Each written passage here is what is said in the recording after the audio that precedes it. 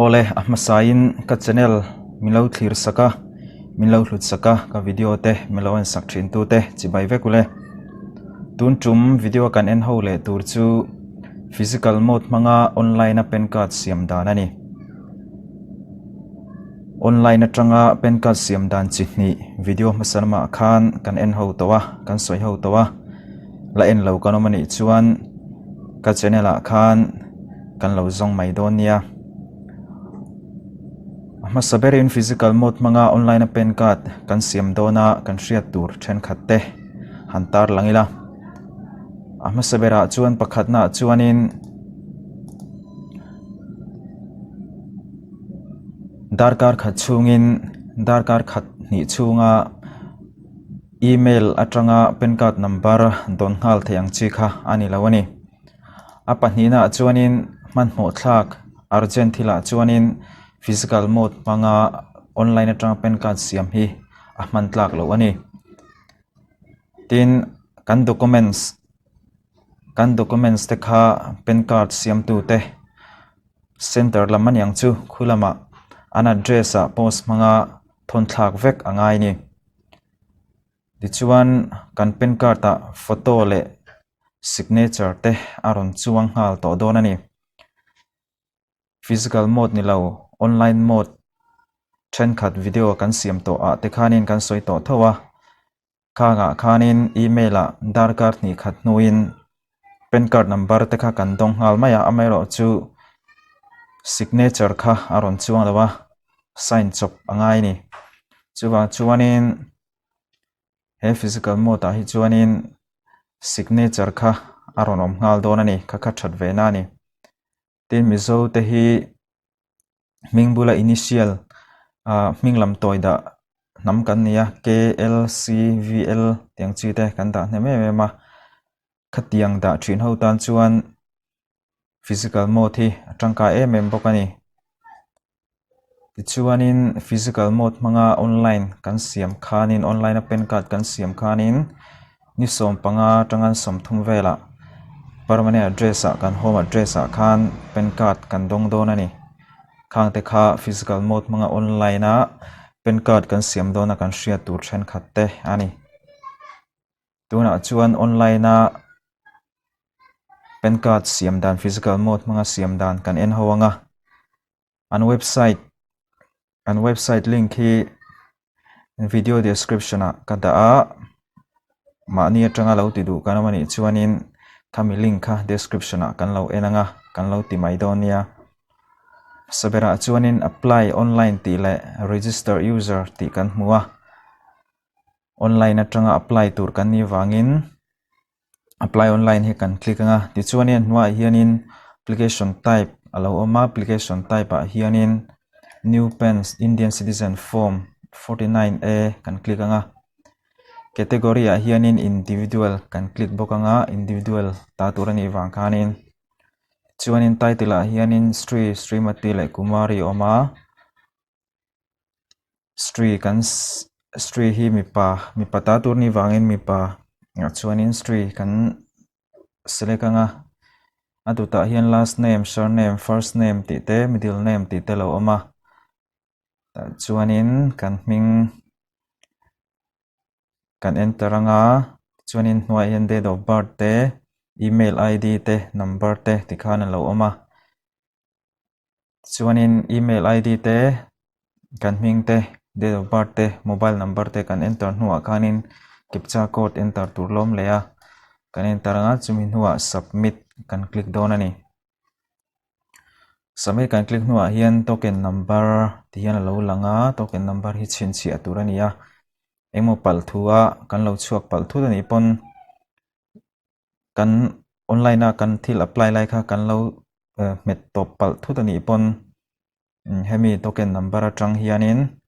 you register user china kan hmuna khanin kan lutanga chuanin aptira tanga apply thale lo khanin kan top na tang khan kan lut le ngal thei don ani chuanin continue with pen application form hi kan click lenga chuanin how do you want to submit your pen application documents tinia documents kan submit du dan kha kan thlang dona video masalama khanin paperless eKYC le scan image through e-sign manga pan card apply dan kha kan titowa chuwang chuanin tunchuma hianin physical mode kha kan thlanga number 3 na option number 3 na for application documents physically ti hi kan tik don ani chuanin fill up tu lom leya Aadhaar te tin full name kan tiang chi te kha tiang chi te kha lo oma date of birth kan tiang chi te parents kan tiang chi te kha tiang kha lo om ta kan fill up anga kha tiang kan fill up vek nuwa khanin next kan click anga next a chuanin source of income lampang lo oma zilai kan nia no income kan nei lo kha chuanin no income kan tik anga thlo nei kan ni kha chuan salary te kan tik nga ti chu tiang zel chuanin kan fill up anga address for communication a khanin Aadhaar link le ani lo wang khanin hemi physical mode atanga pen card kan apply kha chuanin kan address kha kim chang dewin kan ziak don ani adanga kha chuanin Aadhaar link te khani wang khanin Aadhaara kan address zong kha automatic in om ngal veka an ring ngal veka mero chu tuna chuanin kan fill up don ani kan fill up zovek nuwa khanin country code te phone number te email te tikhan oma kan next lenga ti chuanin save draft hi kan metle thinanga chanchu kan application hetia kan fill up te kha emu pal thila khanin kan met bo thei thutani kan ti to kha current chian lo wang te pon tikhan computer te kha thi thut theya khami khatianga wang khanin save draft hi kan ti zel donani chuanin hemia hianin AO code te AO type range code AO number fill up tu lom leta hemi hi Mizoram atanga apply big khotan chuanin tuna kan hmu mek hi kan apply anga area code AO type range code AO number hemi hi aizawl ami hi Mizoram a chuanin kan ring vek theini tuna area code AO type range code AO number kan hmu te hi hemia hianin kan fill up anga kan fill up zo nuwa next kan metanga tichuanin document submitted as proof of identity proof of address le date of birth proof kan tiang chi te kha submit alo ngai ta kata khanin eng documents per me kan submitang proof of identity a khanin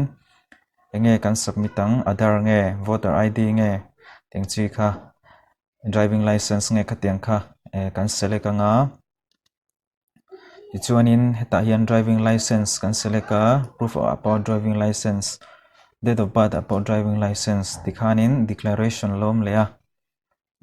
chuanin declaration kha kan submit kan fill up nuwa submit hi kan click don ani submit kan click zo hianin kan form fill up te kha kan reject theini personal details te full name of applicants kan tiang chi te kha adik nge dik lo kan check anga tichuanin hnoilama hin driving license kan tiang chi ni china kan fill up te alo omta khang kha adik nge dik lo kan check anga kan check zo vek nuwa proceed kan met lenga proceed kan me hianin mode of payment kan luta demand draft pek thaya chuanin net banking pek thaya net banking kan click anga tichuanin agree to the term of service kan click lenga chuanin proceed to payment hian kan click le don ani chuanin poisa kha chengza le som ania physical mode hianin chengza le som kan senga tichuanin payment kan pek zo nuwa khanin tuna kan hmuang hianin application form PDF in download tur aron oma website ta khanin chuta chuanin thil poimo pahni chu passport photo pahni hemi le hemi a hian angaya tin signature hi mun hnia angaya heta hian angaya chuan heta hian angai boka chu passport photo pahni le signature voi hni sign kha ngai ni hemi application form hi kan download tanga application online kan apply zo nu khanin download tur omanga chuanin kan download tanga passport photo kha pahni nichina kan soitong khanin heta hianin engte pahnia hianin kan belanga signature ka hmun hnia kan sign bokanga chuanin application form kha tuna kan hmuang hianin Mumbai te New Delhi te Chennai te tin Kolkata te dikhanin address khanin kan du bera khanin a thon theini chuanin ichina kan soyang khanin application form khan passport photo pahni le signature le tin nichina me proof of address kan ti te identity proof te date of birth certificate kan tiang chi kha tiang driving license kan tiang chi khang apoi mo zong document sang chi kha hemi application kan thon rual hianin khami document sang chi apoi mo te kha kan thon tel ngal bok don ani kan thon na tur address chu New Delhi te Chennai te Kolkata te katiang khanin Mumbai te kan du na bera khan kan thonanga amero chu posa kan thon don khan kan thona tur address ka chiang taken kan ziak don ani ti chuanin khami poimo zong kha posa kan thon zo nuwa ni som panga atanga ni som thumin kara kan permanent address khan kan home address khan pen card kan dong don ani kan duang thlap pen card kan donganga passport kan duang thlap kan thon kha an ron belanga chuanin signature kan duang chia signature kan tiang kha aron bel ngal don boka tin online na kan apply kan ti ve thailo train mingbula initials tinan minglam toy VL te C te kan dang chi kha hemia hian physically kanin kan documents kan thonna proof of identity kan thonna khanin pen card siam tu te khani an lo en milanga ti chuanin